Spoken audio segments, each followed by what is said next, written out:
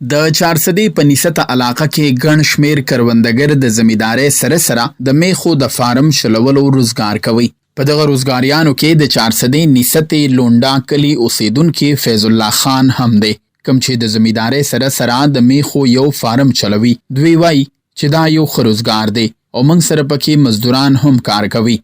فیض الله خان نوم دی، د دې لونډا اوسیدونکي او دا ما سره 15 میخي دې سره کټا کټرم دي.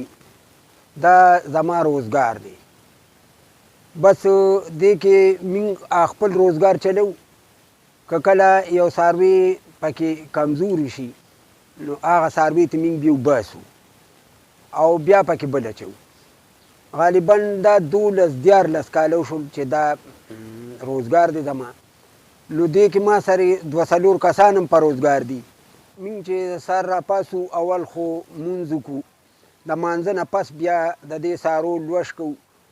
نو څوک لوش کوي، څوک هغه صفیانې کوي او څوک ګیا پسې لړ شي. او د دې پی چې بیا کم والو د دې نه نو هغه مختلف ښارونو ته لیږو، پیښور ته هم لیږو، چارسدې ته هم لیږو. یو څاروي زمین 1000 روپۍ خرچه راځي. دا ګیا اوریبو هغه کوتره کو، هغې کې بوس هم ورسره مکس کو او کلم اچو او پیډم اچو او بوره هم اچو. خو دې سره د غنم هم د کلو سره غنم هم خوشتوم او غنم هم ورته اچوم. د غنمو سره د مال ګرمیږي نو دې سره پی هم ښه کوي، بل وجود یې هم ورسره غټېږي. دوی وویل چې د علاقې د ګڼ شمیر خلکو سره موږ دغه پی بازار ته لیږو او کوشش مو دا وي چې په ښه ریټ باندې د خرڅېدو سره موږ ته فایده راورسي. سلمان شاه، پښتونخوا ریډیو، مردان.